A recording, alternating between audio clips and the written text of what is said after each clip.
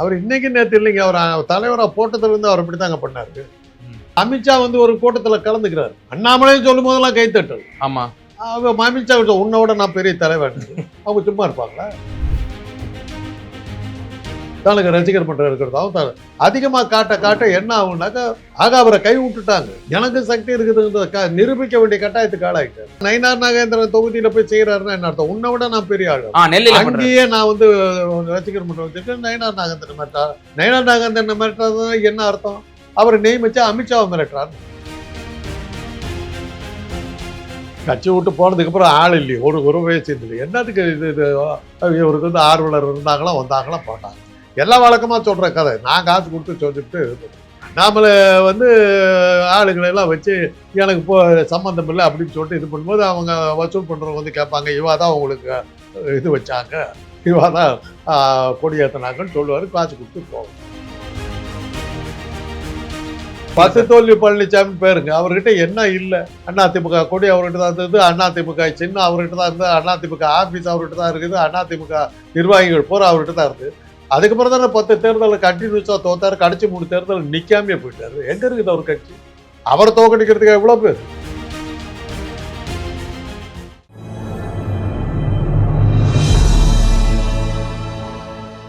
Tamil news நேயர்களுக்கு அன்பு வணக்கம். இன்றைய சிறப்பு நேர்காணலில் நம்மோடு இருந்திருக்கும் சிறப்பு விருந்தினர் மருத்துவர் மற்றும் அரசியல் விமர்சகர் டாக்டர் காந்தராஜ் சார். சார் வணக்கம். திரு அண்ணாமலை அவர்கள் ஏற்கனவே ஒரு தனி லாபி பண்ணிட்டு இருக்கிறாரு அப்படிங்கிற மாதிரி கடுமையான விமர்சனம், ஒரு என்ஜிஓ வச்சு தன்னார்வ தொண்டுலாம் பண்றாரு அப்படின்ற மாதிரி ஒரு கருத்து போய்கிட்டு இருக்க. நேற்று தினம் நெல்லையில அவருக்கென்று ஒரு தனி ரசிகர் மன்றம் வந்து துவங்கி இருக்கிறாங்க. இது வந்து ரொம்ப எக்ஸ்ட்ரீமா இருக்கு. ஒரு கட்சியில் இருக்கக்கூடிய ஒரு சாதாரண ஆஃப்டர் ஆல் ஒரு பொதுக்குழு உறுப்பினர் அவருக்கு வந்து ஒரு ரசிகர் மன்றம் துவங்குறாங்கன்னா ஒரு கட்சிக்கு எப்படி சார்? இப்போ காங்கிரஸ் கட்சின்னு ஒன்று இருக்குன்னா செல்வ பிறந்தகே தலைவர், சரி அவருக்கு யாருமே வந்து வைக்க மாட்டாங்க இந்த மாதிரி ரசிகர் மன்ற தலைவர். ஆனா அடுத்த கட்ட தலைவராக இருக்கக்கூடிய திருநாவுக்கரசு இல்ல தங்கபாலு இவங்களுக்கும் யாராவது ரசிகர் மன்றம் வைப்பாங்களா? ஆனா இந்த மாதிரி அண்ணாமலைக்கு வைக்கிறது வந்து என்ன மெசேஜ் சொல்ல வருது சார்? அவர் இன்னைக்கு நேற்று இல்லைங்க, அவர் தலைவராக போட்டதுல இருந்து அவர் இப்படித்தாங்க பண்ணாரு. Chess olympiad நடந்ததுங்க. மோடி வந்து தொடங்கி வைக்கிறாரு, ஸ்டாலின் கூட வர்றாரு. ஸ்டாலினுக்கு அபரிமிதமான இது வரவேற்பு, விசில் அடிக்கிறாங்க. மோடியை சீர்ந்ததுக்கு ஆளு அண்ணாமலை தான் தலைவர். ஆளுங்களை கூட்டு வந்து உட்கார வச்சு மோடி வாழ்க்கைன்னு கத்தியிருக்க வேணாம்? ஈக்குவலா பேசாம இருந்துட்டார், ஒண்ணுமே செய்யல. மோடிக்கு தெரிஞ்சு போச்சு, ஓ இந்த ஆள் நம்மள காலை வாடுறாங்கிறது அப்பயே அவங்களுக்கு புரிஞ்சிருச்சு. அடுத்து அப்படி என்ன பண்ணாரு? அமித்ஷா வந்து ஒரு கூட்டத்தில் கலந்துக்கிறாரு. அண்ணாமலையும் சொல்லும் போதெல்லாம் கைத்தட்டல். ஆமா, அவங்க அமித்ஷா உன்னோட நான் பெரிய தலைவர், அவங்க சும்மா இருப்பாங்களா? ஆனா இன்னும் விட்டு வச்சிருக்காங்களா சார்? விட்டு வச்சிருக்காங்கன்னு இன்னைக்கு ஆளுக்கு அட்ரஸ் இல்ல. கமலாலயம் போனாக்கா காப்பி கூட கொடுக்க மாட்டேங்கிறாங்க. அப்புறம் அவர் பொழப்பு எப்படி நடக்கிறது? ஐபிஎஸ் விட்டு வந்திருக்காரு, சும்மாவா வந்தார்? பொழப்பு எப்படி நடக்கும்? ஒன்றிய அரசியல் காரியம் நடக்குங்கிறது அண்ணாமலை பிடிச்சா ஆகுங்கிறதுனால தான் உன் பின்னாடி 10 பேர் வந்தாங்க. அதுவே உனக்கு இல்லைன்னாக்கா யார் வருவா உன் பின்னாடி? என் பின்னாடி 10 பேர் வர்றானாக்கா எனக்கு முதல்வரை தெரியும், காந்தராஜ் சொன்னாக்கா ஸ்டாலின்கிட்ட வேலை ஆகும்னு நம்பிக்கை இருந்தால் தான் என் பின்னாடி வருவாங்க. காந்தராஜை முதல்வர் பார்க்க கூட இல்லை, சீந்த கூட இல்லைன்னா யார் என் பின்னாடி வருவா? நான் போறேனா போலையாங்கிறது வேற விஷயம். அப்படி இருந்தால் தாங்க அரசியலில் நிற்க முடியும். அது கவுண்டமணி சொல்லுவார் தெரியுமில்ல, திருட்டு பையனுங்க நான் இல்லைன்னா வேலையாக நடக்காதுன்னா அடிச்சுக்கிட்டு இருப்பாரு. இதுக்கு பிச்சை எடுக்கலாம், அப்போ எடுப்போம். அது மாதிரி தாங்க அரசியல் எல்லாம். நம்ம ஒரு படத்தில் சார்லி வந்து இதாக வருவார், ஜோசியர் அவர். அந்த ஜோசியத்துக்கு ஆள் பிடிக்கிறது இது பண்ணுவார். ஃபோன் வரும், எடுப்பார். ஐயோ நீங்கள் வர வேணாங்க, நான் வர்றேங்க, நீங்கள் வந்தால் பெரிய கூட்டம் சேர்ந்துருங்க, தயவுசெய்து வேணாங்க, என்னங்க நீங்கள் இதெல்லாம் நான் சாதாரண ஆளுங்க, நான் வர்றேன். இல்லை சொன்னால் கேளுங்க, நானே வந்துடுறேங்க அப்படின்னு சொல்லிட்டு போனேன். யாரிடம்? ரஜினிகாந்த். நான் தேதி கொடுத்தா தான் கால்ஷீட்டு கொடுப்பாரு, நான் சொன்னா தான் பூஜைக்கு வருவார். நான் என்ன பண்ணுறது? வீட்டுக்கு வர்றேங்கிறாரு. இந்த இத்தனோண்டு வீட்டுக்கிட்ட வந்தாக்கா நான் தாங்குவேன், அதான் நான் வர்றேன்னு சொல்கிறேன், மாட்டேன்றாரு. இப்படி தாங்க பொழப்பு நடத்தணும். அதே தான் இப்போ அண்ணாமலை தனக்கு ரசிகர் மன்றம் இருக்கிறதாவும் அதிகமாக காட்ட என்ன ஆகுனாக்கா, அவரை கை விட்டுட்டாங்க. எனக்கு சக்தி இருக்குதுன்றத நிரூபிக்க வேண்டிய கட்டாயத்துக்கு ஆளாயிட்டார். தனக்கு இல்ல எனக்கு தன்னுடைய முக்கியத்துவத்தையும் தனித்துவத்தையும் வந்து மத்திய தலைமைக்கும் இங்க இருக்கக்கூடிய மாநிலத்தில் தலைமைக்கான நெய்னா நாகேந்திரனுக்கும் உணர்த்துறாரா? பாத்தீங்களா எனக்கு இவ்வளவு பேர். அதனாலதான் நயினார் நாகேந்திரன் தொகுதியில போய் செய்யறாருன்னா என்ன அர்த்தம்? உன்னை விட நான் பெரிய ஆளு. நெல்லையில பண்றாரு. அங்கேயே நான் வந்து ரசிகர் மன்றம் வச்சிருக்கேன். நயினார் நாகேந்திரன் மிரட்டார். அது நயினார் நாகேந்திரன் மிரட்டுறது என்ன அர்த்தம்? அவர் நியமிச்சா அமித்ஷாவை மிரட்டுறாரு. அமித்ஷாக்கு ஒரு டைரக்டா மெசேஜ் கொடுக்குறாரு. நயினார் நாகேந்திரன் நீ போட்டுடலாம், அவரை விட நான் பெரிய ஆளு அப்படிங்கிறார். நெகட்டிவா போயிட்டு இருக்காரு. ஒரு ஐபிஎஸ் அதிகாரின்றாரு, புரியல. போலீஸாவே இருக்கு. இல்ல சார், இப்ப நீங்க இப்படிலாம் சொல்றீங்க, ஆனா அவர் நேற்று தினம் பிரஸ் மீட்ல விளக்கம் கொடுக்குறாரு. அதுக்கு எனக்கு உடன்பாடு எல்லாம் இல்லன்னா, அவங்க யாராவது என்னுடைய ஆர்வலர்கள் யாராவது பண்ணிருக்கலாம்னா, அவங்க பண்ணுவாங்கண்ணா அப்படின்ற. அகில உலக தலைவர் கட்சி விட்டு போனதுக்கு அப்புறம் ஆள் இல்லையே, ஒரு வயசு இல்லை. என்னதுக்கு இது இவருக்கு வந்து ஆர்வலர் இருந்தாங்களா, வந்தாங்களா, போட்டாங்க. எல்லா வழக்கமா சொல்ற கதை. நான் காசு கொடுத்து சொல்லிட்டு இது பண்ணிருக்கேன். அந்த ஒரு அண்ணா தான் அந்த காலத்துல எழுதுனாரு, எம்ஆர்ஆர் எலெக்ஷன் நிற்பார், தோத்து போயிடுவார். தோத்து போயிட்ட உடனே எல்லாம் வந்து நிற்பாங்க. இவங்கெல்லாம் யாரும்பாங்க. அந்த காங்கிரஸுக்கார கிண்டல் பண்ணி, காங்கிரஸுக்கு பின்னாடி இப்போ வந்து 3% தான் இருக்கும்.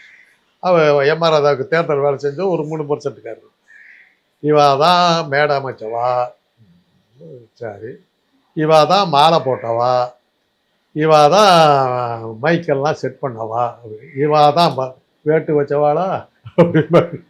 இதை இவாதான்னு கையை காட்டும் போது இவா தான் வேட்டு வச்சாலா எனக்கு அப்படின்பா, தோத்து போடுவார்.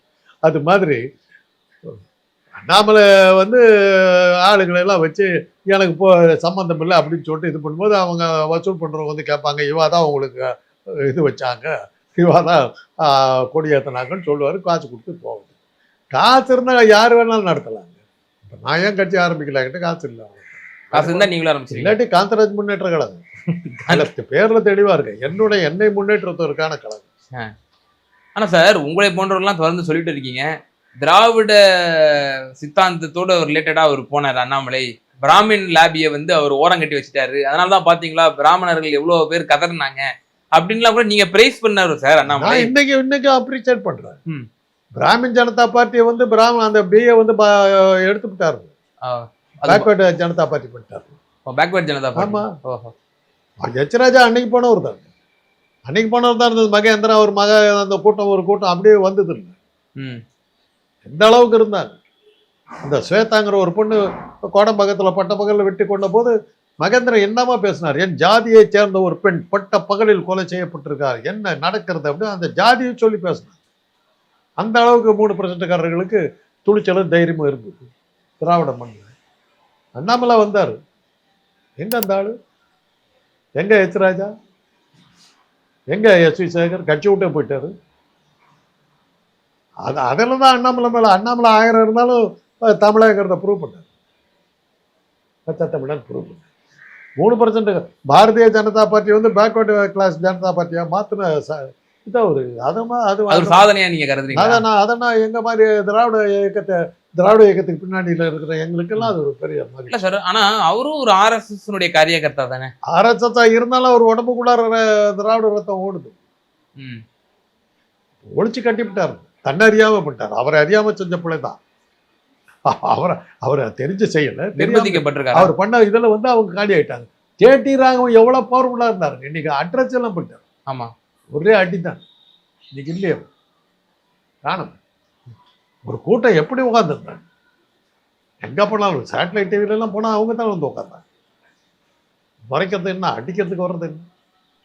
பசுவை தின்னவங்க பிராமணர்கள் இருந்த குமரகுருவர் எழுதின நன்னெறி பாடலை வந்து டிவியில் நான் சொல்லிவிட்டேன். அதை எடுத்து படிச்சுட்டேன். என்ன மாதிரி தெரியணும். எப்படி நீ படிக்கலாம்? அந்த வேதத்தை படிச்சது கேடி ராகவன் தான். முறை எப்படி நீ படிக்கலாம்? ரிட்டன் பண்ணாங்க உங்களை. அவர் ஸ்டுடியோவிலேயே, வெளியே வந்து இல்ல, ஸ்டுடியோவிலேயே லைவ்லயே. லைவ்ல முடிஞ்சிருச்சு. பிரேக்ல ஜாக்கிரதை அப்படின்னாரு. நீ பண்றதை பண்ணு. உனக்கு 10 பேர் இருக்காங்க, எனக்கு ஒரு 2 பேர் இருக்க மாட்டான். அவ்வளவுதான். நீ வா, உன்னை சந்திக்க என்னால் முடியும். பேசாம இப்படிலாம் மிரட்டினாங்களா கடைசி முந்தைய ஒரு காலத்துல? அதெல்லாம் அப்போ எனக்கு வராத மிரட்டு. அதே மாதிரி யாரோ ஒரு ஆள் வந்து ஆன்லைன்ல வந்தார். இந்த காந்தராஜுங்கிற உனக்கு கலர் டிக்கெட் அடிப்பேன்னாரு. எப்படி சொன்னார்? அப்படியே சொன்னார். கலர் டிக்கெட் அடிப்பேன்னாரு. நான் சொன்னேன், வயசாகிடுச்சுன்னா வலு வளர்ந்து போயிட்டான்னு நினைக்கிறியா? உன்னை சந்திக்க என்னால் முடியும், வர்றியா நீ? அதே லைவ்ல நானும் சொன்னேன். நீங்க பதில் சவால் விட்டீங்க. சரி சரி. ஏங்க உனக்கு உன்ன மாதிரி ஒரு சோப்பலாங்கி ஃபெலன் உனக்கே வந்து இவ்வளவு இருக்குதுன்னா எனக்கு அவ்வளவு திமிரு.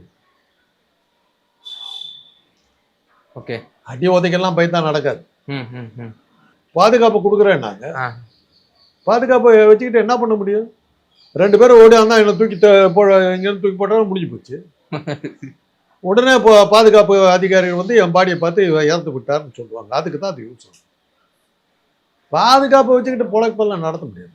எதிர்பிரிவு பாதுகாப்புங்கிறது நம்மளை கண்காணிக்கிறதுக்கு தான். Okay okay sir. இப்போ அண்ணாமலை சார்ந்த அவருடைய ஆதரவாளர்கள் பொது வெளியில இப்ப என்ன பேசுறாங்க அப்படின்னா, உங்களுடைய நண்பர்கள், நான் பேர்லாம் குறிப்பிடவும் இல்லை, அவங்களும் சக ஊடகவியலாளர்கள், அவங்க என்ன பேசுறாங்க அப்படின்னா, அதிமுக 2 இடத்துல நிக்குதுன்னா ஒரு இடத்துல தாமரை சின்னம் நிக்கணும். அதாவது இப்போ 234 சீட்ஸ்ல ஒரு கிட்டத்தட்ட 70 to 80 சீட்ஸ் எங்களுக்கு வேணும். அந்த அளவுக்கு பார்கெயின் பண்ணுவார் அண்ணாமலை. அவருக்கு நினைக்கிற சீட்டு கிடைக்கல அப்படின்னா அவர் தனி கட்சி துவங்கிடுவாரு அப்படின்ற மாதிரி பொது வெளியில இப்ப டேரிங்கா இப்போ அடிக்க ஆரம்பிச்சிட்டாங்க. ஆமா, அந்த நிலைமையில தான் இருக்காரா அண்ணாமலை? என்ன நிலைமையில இருக்காரு? சரத்குமார் அப்படிதான் சொன்னாரு. 60 சீட் கொடுக்கவில்லை என்றால் நான் தனியாக நிற்பேன்னாரு. கொடுத்துட்டாங்க. 60 ஆள் இல்லை, கட்சியிலேயே ஆள் இல்லை. கொண்டு போய் திருப்பி கொடுத்துட்டு வேணாங்கன்ட்டு வேணாம்னு சொல்லிட்டு கட்சியை கலைச்சி கொண்டு போய் பாஜகவோட சேர்த்துக்கிட்டு சும்மா உதார விட்டு பார்க்கறது. கோடீஸ்வரர்லாம் எலெக்ஷனில் ஜெயிச்சிருவான்னாக்கா அதானி டைரக்டாகவே எலெக்ஷன் நின்றுடுவாருங்க. அவர் என்னத்துக்கு மோடிக்கு சம்பளம் கொடுத்துட்டு வேலை பார்த்து மீண்டும் கொச்சப்படுத்துறீங்க பிரதமரை, மீண்டும் கொச்சப்படுத்துறீங்க. மோடி உலகத்துக்கே தெரிஞ்ச விஷயம். ட்ரம்ப் வந்து மிரட்டுறாருன்னா ஏன் மிரட்டுறாரு? அதானி மேலே கையை வச்சார் ட்ரம்ப். அதுக்கப்புறம் உடனே வாரம் நின்று போச்சு. அவரே பிளைனா சொன்னார். ட்ரம்ப் சொன்னதுக்கு இதுவரையும் மறுப்பு சொல்லலையே. அவர் என்ன சொன்னார்? சில இடங்களில் பொருளாதார தடையை விதிப்பேன்னார். பொருளாதார தடை உங்க பாக்கெட்ல இருந்தா எடுப்பாங்க. பொருளாதார தடைன்னா அதுதான். ஓகே, அதில் கையை வச்சாரு. பகல்காம் தாக்குதல் முடிஞ்சு போச்சு. பாகிஸ்தான் இன்னைக்கு வரலாம் அலட்டிக்கலைங்க. ஓகே, இன்னைக்கு ஒன்று பகல்காம் தாக்குதலை பத்தி பாகிஸ்தான்றது ஒரு தலைவன் கூட பேசுது. எங்களுக்கு இவ்வளோ ஆச்சு அப்படி ஆச்சுன்னு யாரும் சொல்லு. இவர் தானே ஒவ்வொரு ஆபரேஷன் சிந்தூர் அங்க அடிச்சு விட்டேன் இங்க அடிச்சு விட்டேன்னு இவர் தான் தெருத்துவா கத்திட்டு. பாகிஸ்தான் ரியாக்டே பண்ணல, சட்டையே பண்ணி அவங்க பகல்காம். மாறா என்னாச்சு? ரஃபேல் விமானம் போச்சு, $30,000 கோடி லாஸ் ஆச்சு. பிளேன் டேமேஜ் ஆனது. திருப்பூர்ல இருக்கிற நம்ம தொழில் போச்சு, வருமானம் போச்சு, வரிகள் வச்சிச்சு, ஏற்றுமதி பூரா ஸ்பாயில் ஆச்சு. ஒரு பகல்காம் தாக்குதல், அவ்வளோதான். இவ்வளோ டேமேஜ் ஆகிடுச்சு. ஓகே, இறுதியாக நான் ஒரே ஒரு கேள்வி சார். இப்போ தனி கட்சி ஆரம்பிக்க போவதாக அவருடைய சகாக்கள் ஒரு பக்கம் பேசி கொண்டிருக்கிறாங்க. இப்போ இன்னொரு தகவலும் வந்து கொண்டிருக்கிறது. அண்ணாமலை இப்படி ஒரு குரூப்பிசத்தை உண்டு பண்ணி தனி கட்சியை உருவாக்கி தன்னுடைய தலைமையில் ஒரு அணியை உண்டாக்கி தன்னோட பலத்தை நிரூபிக்க போறாரு. அதுக்கு தாவேகா இன்னும் சில கட்சிகள் கூட அவர் வந்து ஒரு ஃபார்மேஷன் பண்ணக்கூடும், ஓட்டை பிரிக்க முயற்சிப்பாரு. நிச்சயமா எடப்பாடி பழனிசாமியை ஜெயிக்க விட மாட்டாரு, அதுல அவர் உறுதியா இருப்பாரு அப்படின்ற மாதிரி அவர் சொல்றாரு. கடந்த 2016 தேர்தலில் நம்ம பார்த்திருக்கோம், அணிகள் நிறைய பிரிஞ்சிச்சு. இப்போ திமுக ஒரு அணியில இருந்துச்சு, திமுக காங்கிரஸ் ஒரு அணி, அதிமுக தனிச்சு இருந்துச்சு, பாமக தனிச்சு இருந்துச்சு, மக்கள் நல கூட்டணி தனிச்சு, நாம் தமிழர் சீமான் 5 முனை போட்டி இருந்துச்சு சார். இப்போ அது மாதிரி இங்க இப்போ 4 முனை போட்டிங்கிறது 5 முனை போட்டி ஆச்சுன்னா திமுக அட்வான்டேஜ். பட் ஆனால் எடப்பாடி பழனிசாமி பயங்கரமா வீக்கன் ஆவாரு, அதை கருத்தில் கொண்டு அண்ணாமலை செயல்படுவாருங்கிற ஒரு கருத்து இருக்கு. இதை பற்றி உங்களை பார்வை நிலவரம்? பழனிசாமி இப்ப வீக்கெண்ட் பண்ணுங்கிறது அர்த்தம் இல்லாம இருக்கு. அவர் என்னைக்கு ஸ்ட்ராங்கா இருந்தாரு? 10 தோல்வி பழனிசாமி பேருங்க. அவர்கிட்ட என்ன இல்ல? அதிமுக கொடி அவர்கிட்ட தான் இருந்தது, அதிமுக சின்ன அவர்கிட்ட தான் இருந்தது, அதிமுக ஆபீஸ் அவர்கிட்ட தான் இருக்குது, அதிமுக நிர்வாகிகள் பூரா அவர்கிட்ட தான் இருந்து. அதுக்கப்புறம் தானே 10 தேர்தலில் கண்டினியூஸா தோத்தாரு. கடைசி 3 தேர்தல் நிக்காமே போயிட்டாரு. எங்க இருக்குது அவர் கட்சி? அவரை தோக்கடிக்கிறதுக்கு எவ்வளவு பேர்? கட்டெரும்பை கொள்றதுக்கு டேங்கை கொண்டு துப்பாக்கி எடுத்துட்டு வந்த மாதிரி இருக்கு. அதே வைரமுத்து பாடல் தான், பூப்பறிக்க கோடறியதற்கு. அண்ணாமலைகர் ஒரு சாதாரண ஒரு புல்லை வெட்டுறதுக்கு கோடல் இல்லை, இது மண்வெட்டி போதாது. அவர் அண்ணாமலைக்காக இதெல்லாம் பண்றாரு, பழனிசாமிக்காக பண்றாருன்னு அர்த்தம் இல்லை. பழனிசாமி வச்சுட்டு என்ன பண்றாரு? மக்கள் நல கூட்டணியெல்லாம் போட்டு தாங்க பார்த்தாங்க. அதெல்லாம் பிரயோஜனம்.